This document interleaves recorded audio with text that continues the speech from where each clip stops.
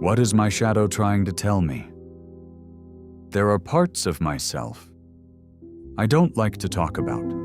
The jealous part, the angry part, the insecure part, the part that wants to be noticed, the part that wants to be better than everyone else. I usually try to hide these parts. I call them weaknesses. I tell myself that a better version of me wouldn't feel these things. But what if hiding them doesn't make them disappear? What if they simply learn to speak in quieter ways? Carl Jung called this hidden side of the personality the shadow, the parts of ourselves that we don't want to see. And maybe the shadow isn't evil. Maybe it's simply everything I refused to accept about myself. Sometimes I wonder why certain people irritate me so much. Why does someone's arrogance make me furious? Why does someone's confidence make me uncomfortable? Why does someone else's success sometimes make me feel smaller? Maybe the uncomfortable truth is, sometimes what bothers me in other people is something I haven't accepted in myself.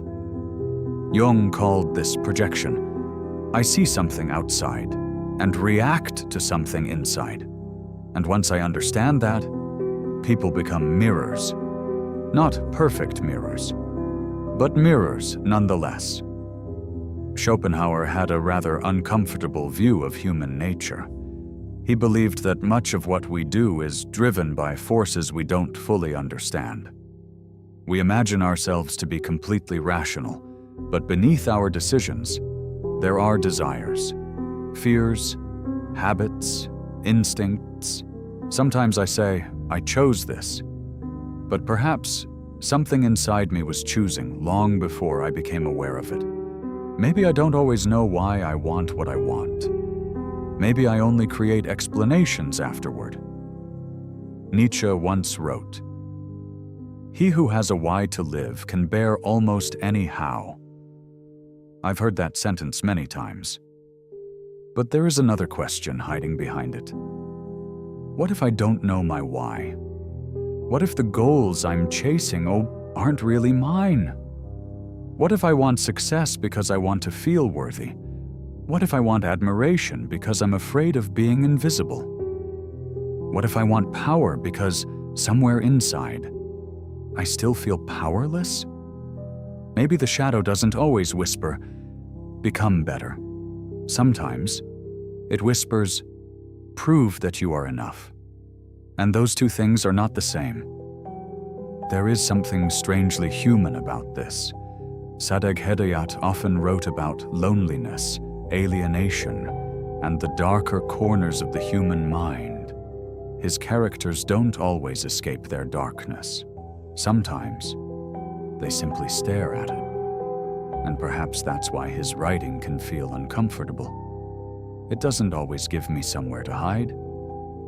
It reminds me that there are parts of being human that I would rather not look at.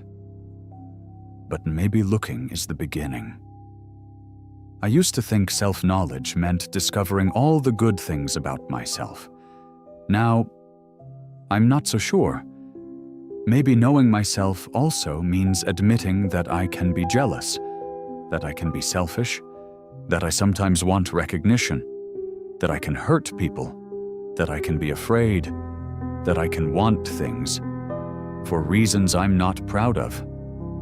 None of this makes me a monster. It makes me human.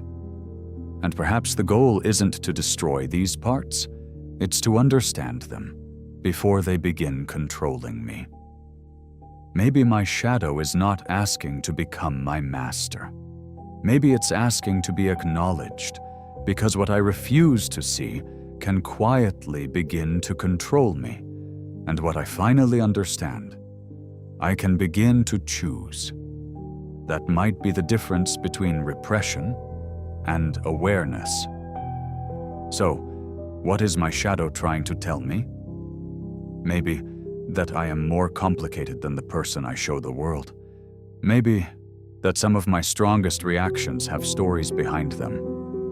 Maybe that the things I judge most harshly deserve a closer look. Not approval, not excuses, just understanding. Because understanding myself doesn't mean agreeing with everything inside me. It means knowing what is there. And perhaps this is where the second part of our journey ends. I began by asking whether I had made peace with myself. Then I asked what peace really meant. I learned to stop fighting myself. I questioned the person I thought I was. I listened to the voice that constantly criticized me. And now, I've met the parts of myself I usually keep in the dark.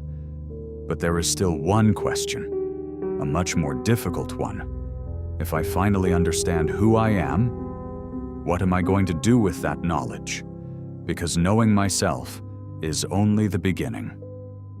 The next step is understanding why I am so determined to become someone, why I need to be admired, why I compare myself, why I chase success, why I need to prove something even when nobody is asking me to.